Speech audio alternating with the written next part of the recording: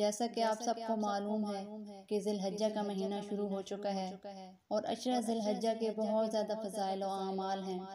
قرآن پاک میں آتا ہے والفجر، قسم ہے فجر کی، ولیال عشر، اور 10 راتوں کی، والشفع والوتر، اور جفت اور طاق کی، واللیل اذا یسر، اور رات کی جب وہ چلتی ہے، حل فی ذالک قسم لذی حجر، یقیناً اس میں عقل والوں کے لیے بڑی قسم ہے۔ فجر یعنی حج اور قربانی والا دن، اور 10 یوم یعنی ذی الحجہ والے کی قسم۔ نبی کریم صلی اللہ علیہ وآلہ وسلم کا ارشاد ہے سید الشہور شہر رمضان واعظمها حرمت ذو الحجہ، تمام مہینوں کا سردار رمضان کا مہینہ ہے اور ان میں حرمت کے اعتبار سے سب سے عظیم ذی الحجہ کا مہینہ ہے۔ تو اس سے معلوم ہوا کہ ذی الحجہ کا مہینہ ایک عظیم اور بابرکت مہینہ ہے، بالخصوص اس کی ابتدائی 10 دن جس کو عشرہ ذی الحجہ کہا جاتا ہے، یہ اور بھی زیادہ بابرکت ایام ہیں۔ قرآن و حدیث سے ان 10 دنوں کی بڑی فضیلت ثابت ہے۔ عشرہ ذی الحجہ کے چند فضائل میں آپ کے سامنے پیش کرنا چاہتی ہوں۔ پہلی فضیلت کہ ذی الحجہ کی 10 راتوں کی قسم، اللہ تعالیٰ نے ان 10 دنوں میں آنے والی راتوں کی قسم کھائی ہے، چنانچہ فرمایا ولیال عشر، قسم ہے 10 راتوں کی۔ حضرت عبداللہ بن عباس رضی اللہ تعالیٰ عنہ فرماتے ہیں اللیال التی اقسم اللہ عز وجل بہن العشر الاول من ذی الحجہ، 10 راتیں جن کی اللہ تعالیٰ نے قسم کھائی ہے ان ذی الحجہ کی ابتدائی 10 راتیں ہیں۔ دوسری فضیلت سب سے افضل اور عظمت والے ایام ہیں یہ۔ حضرت عبداللہ بن عباس سے مروی ہے کہ نبی کریم صلی اللہ علیہ وآلہ وسلم کا ارشاد ہے ما من ایام افضل عند اللہ ولا العمل فیہن احب الی اللہ عز وجل من هذه الایام العشر، اللہ تعالیٰ کے نزدیک کوئی دن ان 10 دنوں سے زیادہ افضل نہیں ہے اور ان میں کیے جانے والے اعمال سے زیادہ کوئی عمل اللہ تعالیٰ کو محبوب اور پسندیدہ نہیں ہے۔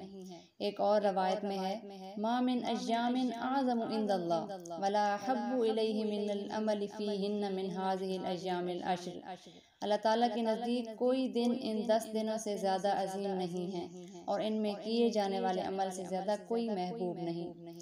تیسری فضیلت عشرہ ذی الحجہ کے اعمال کا سب سے زیادہ محبوب ہونا ہے۔ نبی کریم صلی اللہ علیہ وآلہ وسلم کا ارشاد ہے ما من ایام العمل الصالح فیہا احب الی اللہ من هذه الایام یعنی ایام العشر، قالوا یا رسول اللہ ولا الجہاد فی سبیل اللہ، قال ولا الجہاد فی سبیل اللہ الا رجل خرج بنفسہ ومالہ فلم یرجع من ذلک بشیء، کوئی دن ایسے نہیں جن میں کیے جانے والے اعمال صالحہ اللہ تعالیٰ کے نزدیک ذی الحجہ کے 10 ایام سے زیادہ محبوب ہوں۔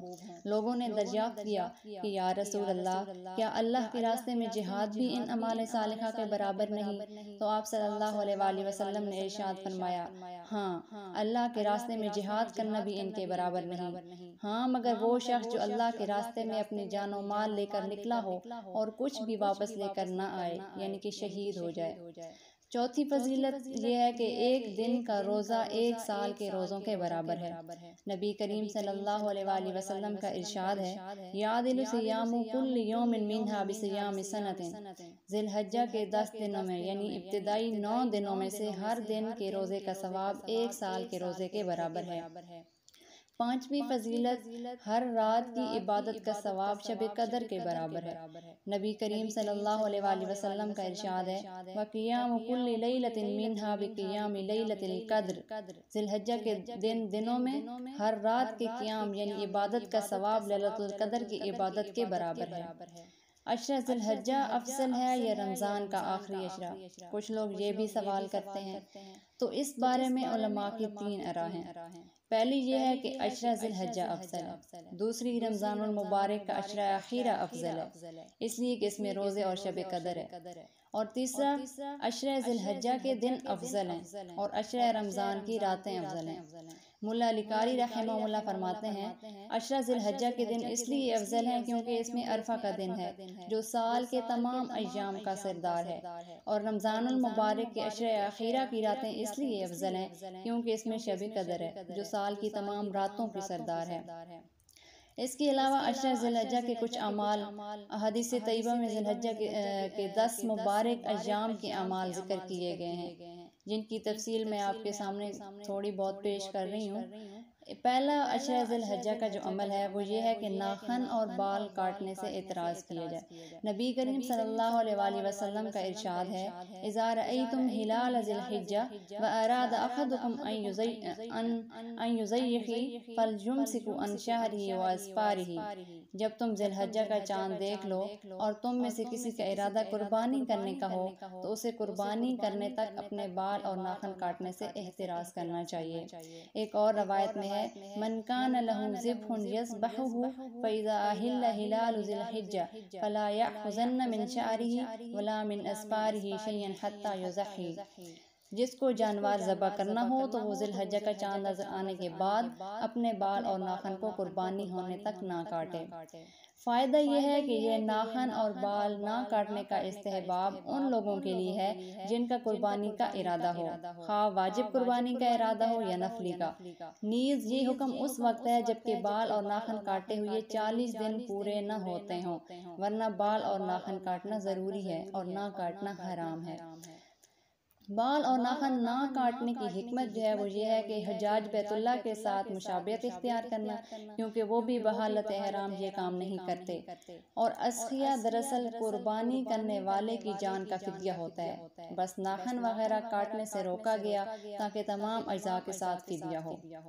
اور دوسرا عمل جو ہے وہ ہے عبادت کی کثرت۔ نبی کریم صلی اللہ علیہ وآلہ وسلم کا ارشاد ہے، ما من ایام العمل الصالح فیہا احب الی اللہ من ہذہ الایام، یعنی ایام العشر۔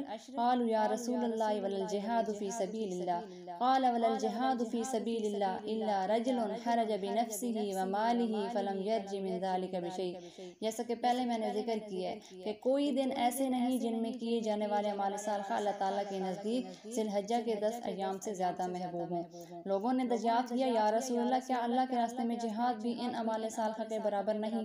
تو آپ صلی اللہ علیہ وآلہ وسلم نے ارشاد فرمایا، ہاں، اللہ کے راستے میں جہاد کرنا بھی ان کے برابر نہیں، ہاں مگر وہ شخص جو اللہ کے راستے میں اپنی جان اور مال لے کر نکلا ہو اور کچھ بھی واپس لے کر نہ آئے، یعنی شہید ہو جائے۔ ایک اور روایت میں ہے کہ والعمل فیہن یضاعف 700 ضعفا، ان 10 دنوں میں کیے جانے والے عمل کا بدلہ 700 گنا بڑھا دیا جاتا ہے۔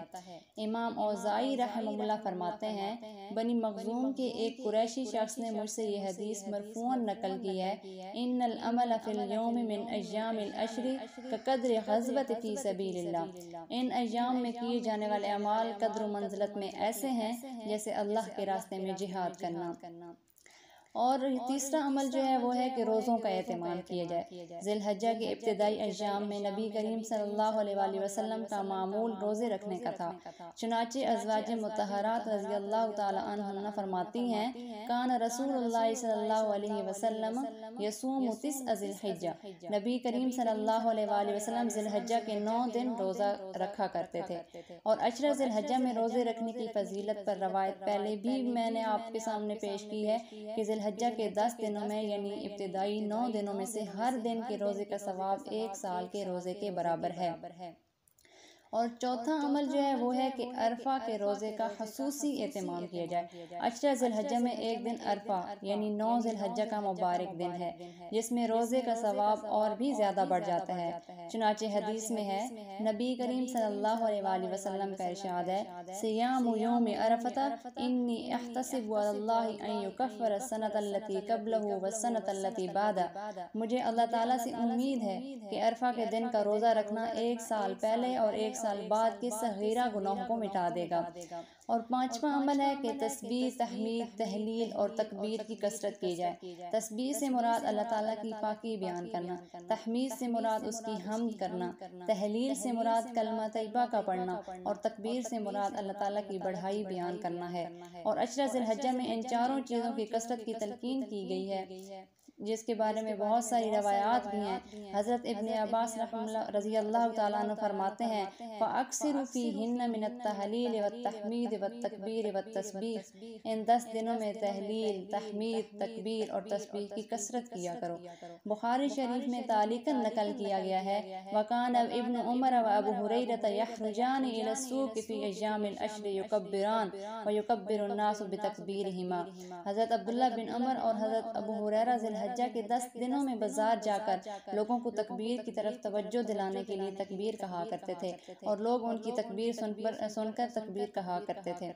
خصوصاً 9 تاریخ کی صبح سے 13 تاریخ کی عصر تک ہر نماز کے بعد بآواز بلند 1 مرتبہ تکبیر تشریق کہنا واجب ہے۔ فتویٰ اس پر ہے کہ باجماعت اور تنہا نماز پڑھنے والے اس میں برابر ہیں۔ اسی طرح مرد اور عورت دونوں پر واجب ہے، البتہ عورت بآواز بلند تکبیر نہ کہے بلکہ آہستہ سے کہے۔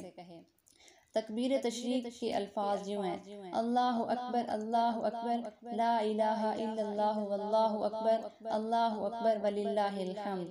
صحابہ کرام ان 10 دنوں میں تکبیر کہتے ہوئے بازار نکلتے اور عام لوگ بھی ان کے ساتھ تکبیر کہنا شروع کر دیتے، اور یہ تمام چیزیں یعنی تحلیل، تحمید، تکبیر اور تسبیح تیسرے کلمہ میں بھی موجود ہیں۔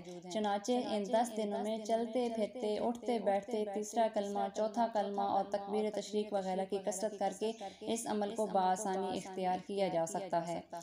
چھٹا عمل جو ہے وہ ہے شب بیداری۔ عشر ذی الحجہ کی مبارک راتیں جن کی اللہ تعالیٰ نے قرآن مجید کے اندر قسم کھائی ہے، بڑی ہی بابرکت راتیں ہیں۔ نبی کریم صلی اللہ علیہ وآلہ وسلم نے ان مبارک راتوں کو شب قدر کے برابر قرار دیا ہے۔ چنانچہ حدیث میں ہے، ذی الحجہ کے دنوں میں ہر رات کے قیام یعنی عبادت کا ثواب لیلۃ القدر کی عبادت کے برابر ہے۔ لہٰذا ان راتوں کو غفلت اور کوتاہی کا شکار ہو کر گزارنا بڑی نادانی اور خسارے کا سودا ہے۔ اس میں زیادہ سے زیادہ عبادت کا اہتمام کرنا چاہیے، خصوصاً عشاء اور فجر کی نماز جماعت سے پڑھنے کا اہتمام تو لازمی کرنا چاہیے تاکہ حدیث کے مطابق رات بھر کی عبادت کا ثواب مل سکے۔ اور ساتواں عمل جو ہے وہ ہے کہ شب عید کا خصوصی اہتمام۔ حضرت ابو امامہ سے نبی کریم صلی اللہ علیہ وسلم کا یہ ارشاد منقول ہے: من قام لیلۃ العیدین محتسبا للہ لم یمت قلبہ یوم تموت القلوب۔ جس نے عیدین یعنی عید الفطر اور عید الاضحیٰ کی راتوں میں ثواب کی امید رکھتے ہوئے عبادت کی، اس کا دل اس قیامت کے دن مردہ نہ ہوگا جس دن سب کے دل مردہ ہو جائیں گے۔ تو میری آپ سب لوگوں سے گزارش ہے کہ جو اس میسج کو سنیں تو ان کو چاہیے کہ وہ آگے بھی لوگوں کو بتائیں اور ان چھوٹی چھوٹی چیزوں کو عمل میں لانے کی کوشش کریں، اور ہمیں بھی اپنی دعاؤں میں یاد رکھیں۔ جزاکم اللہ خیرا کثیرا۔